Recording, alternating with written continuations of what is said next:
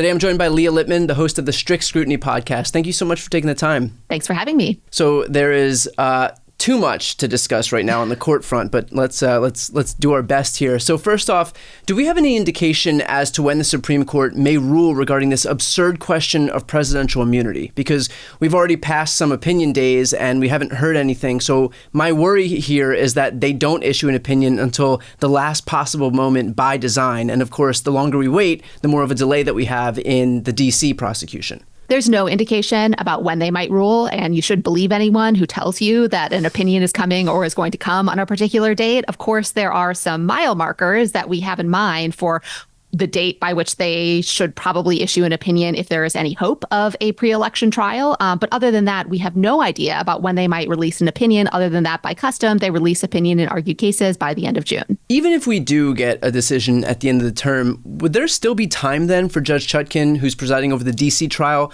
to schedule that trial before the 2024 election? I think if they wait until the end of June to release an opinion, that would be really difficult to get a trial scheduled before the election, because Judge Chutkan had indicated she needed 80 some days of pretrial proceedings. Right, exactly. And so if it's end of June, then 88 kind of pushes it until well into the election and possibly after. Whereas if they released it at the end of May, then I think there is some possibility, depending on how they write the opinion, of a pre-election trial.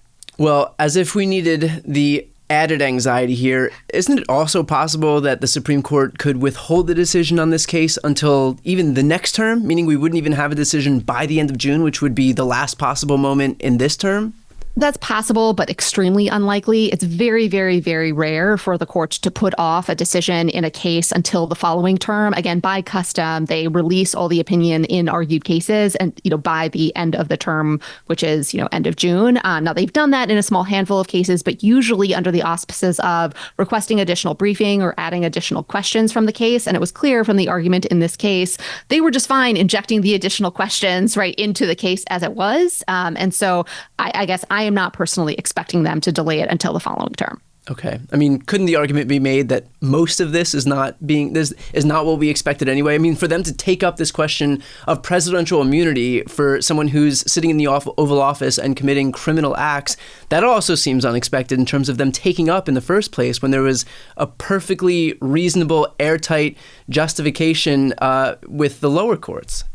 I think, of course, this case is unprecedented and unusual in a lot of ways. Having a former president accused of multiple crimes, including the very serious crime of refusing to leave office and interfering with the peaceful transition of power, is unusual and unprecedented. That being said, I think the Supreme Court taking an important case that presents a novel, unprecedented question about the scope of former presidents' immunities from crimes after they leave office is not unusual. I think what is very concerning is that they waited to take this case until the last possible moment, rather than taking up special counsel Jack Smith's invitation to do so much earlier, like in December, before the DC Circuit had ruled.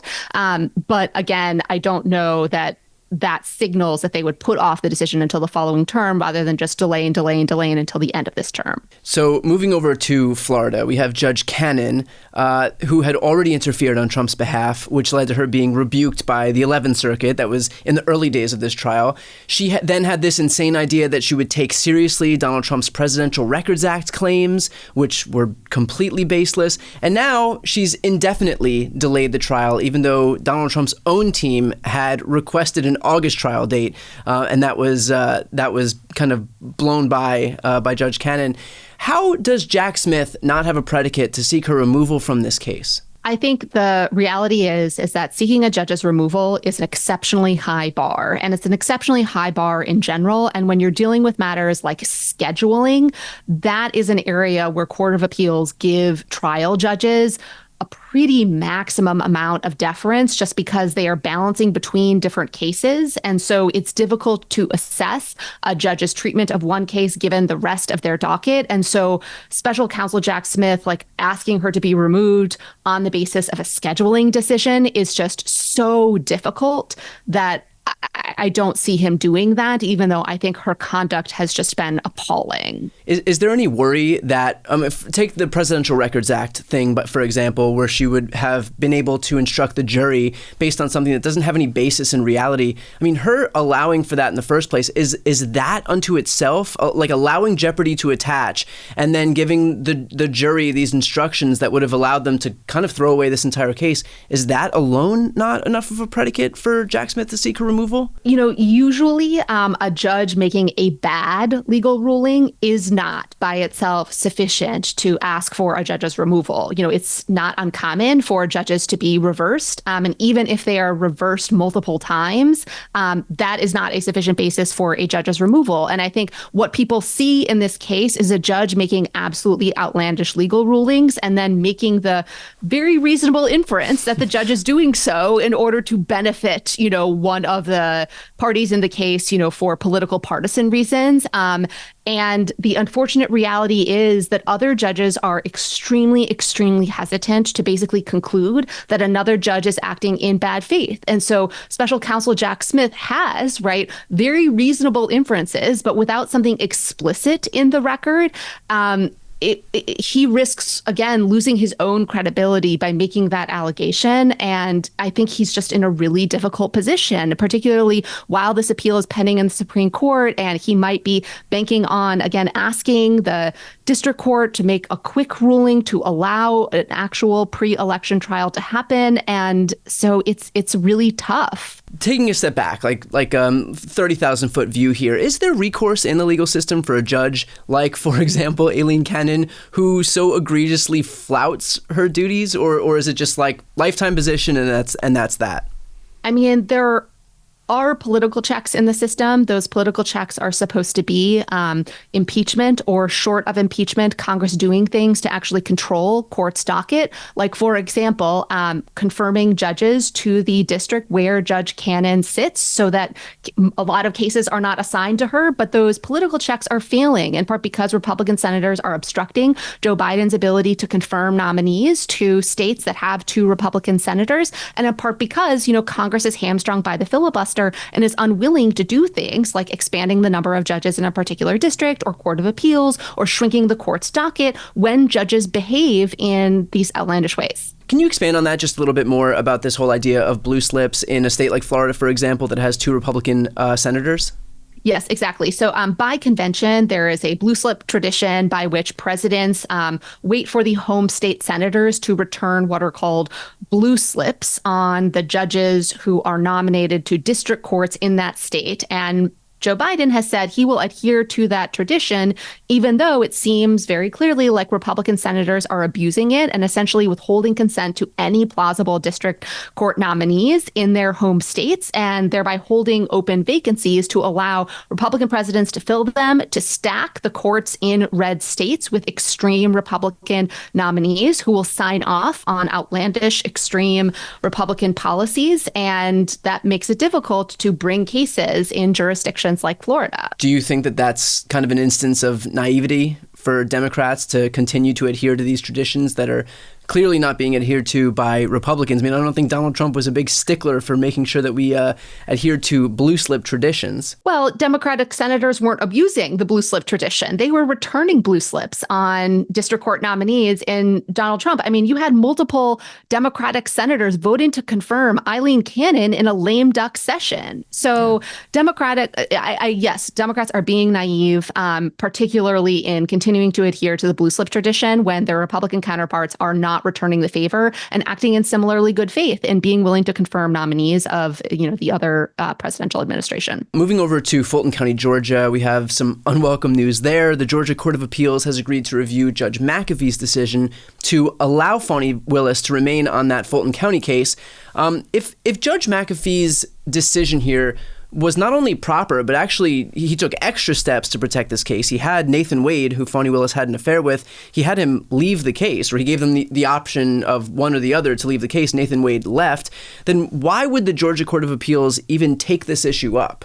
Again, I think the reality is in these very high profile, extremely salient cases, appellate courts, whether it's the Georgia Court of Appeals or the U.S. Supreme Court, feel the need to intervene to make sure, right, that they have the final say on all of the legal issues that are arising in the context of the cases.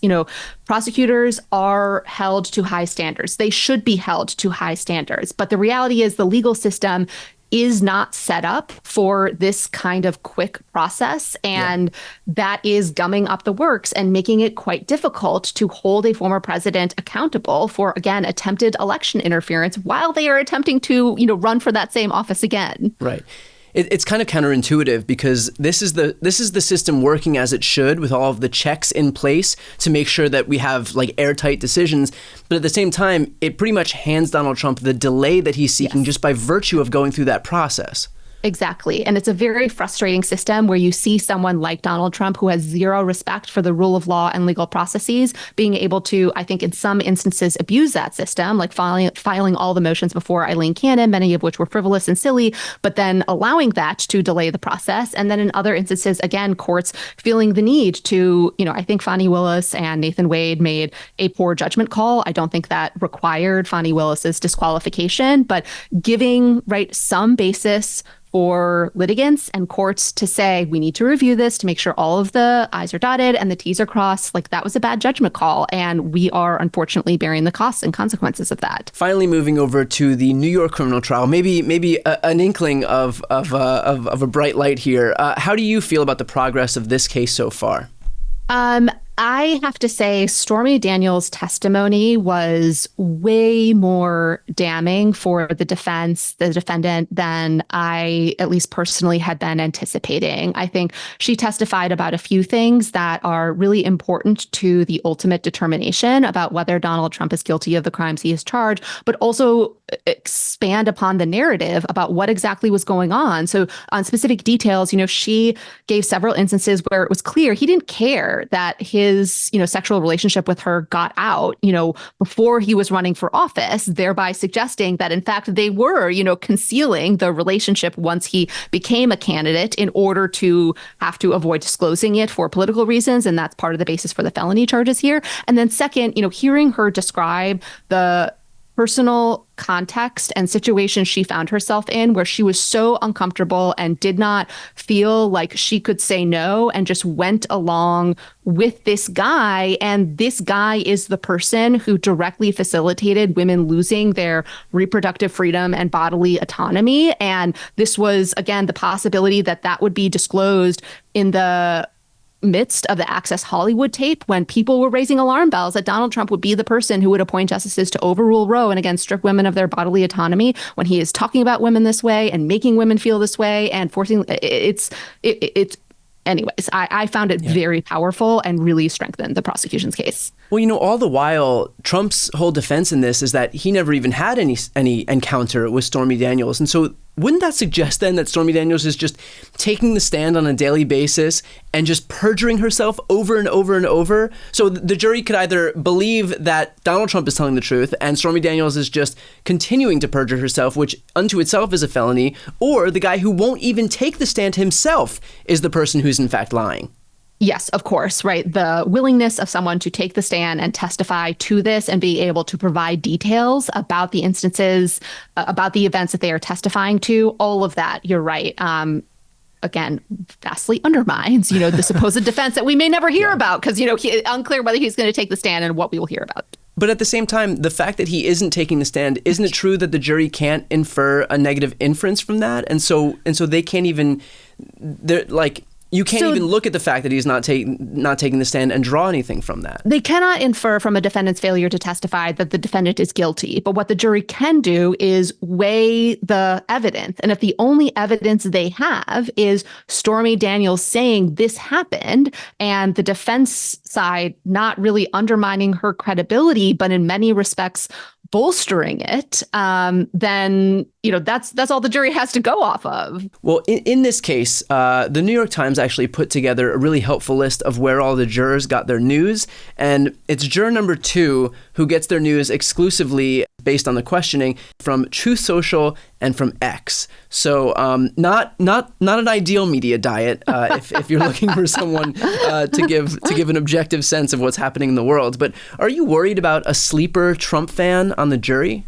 Of course, right? Of course, we should always be worried about people who are fed misinformation and live off of information and refuse to process facts in this day and age, because we have seen evidence of that. Now, I will hold out the possibility that people will listen to charges that they receive and, when faced with actual evidence, can acknowledge the facts before them and come to a reasonable conclusion. But of course, we can't rule out that possibility. Why do you think that the prosecutors would allow a juror like that to remain on this case? Like, why not just cross all your T's and dot all your I's and just not even allow for the possibility that okay, like maybe this person answered questions appropriately enough to stay on the jury, but why not just make sure that we didn't fall into this position anyway? Right. So I think you're referring to the prospect that both the prosecution and the defense had the opportunity to strike jurors for any reason whatsoever, as long as they are not removing them. Right. As long as they're not removing them for illegal reasons, like on the basis of race or sex or things like that. So I don't know, like, which possible jurors the prosecution exercised their strikes on, or what, other jurors they were looking at. And so it's a little bit difficult for me to assess, like, whether they should have struck that person in particular. Yeah. But I do agree that it is a real risk based on those answers. We've just spoken about all of the prosecutions that Trump is contending with right now. A lot of it is giving a lot of people around the country a lot of worry, because we see judges like of course Alito and Thomas on the Supreme Court, Judge Canon in D.C. How do you retain faith more broadly in a judicial system that more and more is exposing itself not as this high-minded branch of government that kind of rests above the fray of politics, but rather is little more than, just the Marjorie Taylor Greenes of the world in a robe?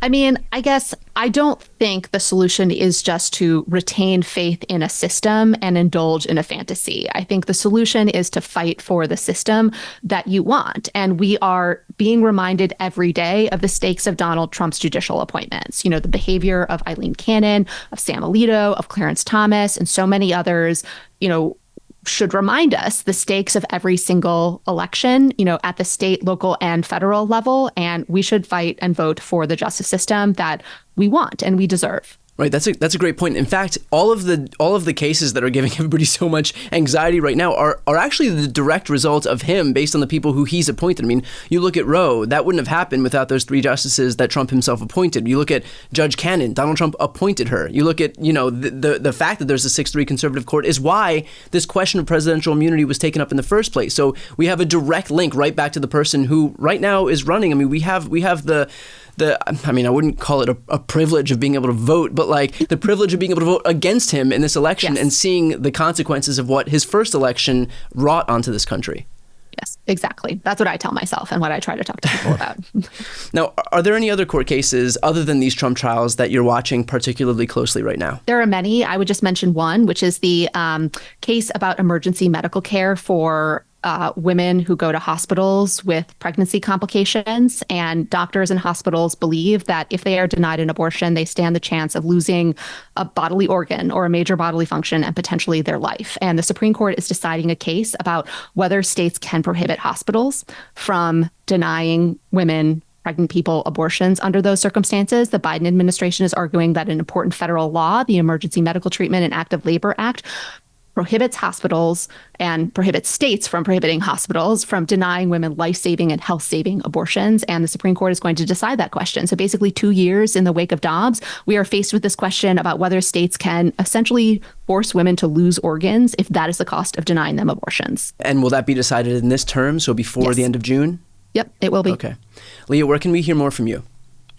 Tune in to Strict Scrutiny. New episodes drop every Monday, and we will be dropping additional bonus episodes whenever the Supreme Court issues a particularly bad decision. Which seems to be the majority of the decisions. Exactly. So tune in. There may be a lot of them. Yeah. All right. Well, I'll put the link right here in the post description of this video on YouTube and in the show notes on the podcast as well. Leah, thank you so much for taking the time. Thanks as always for having me.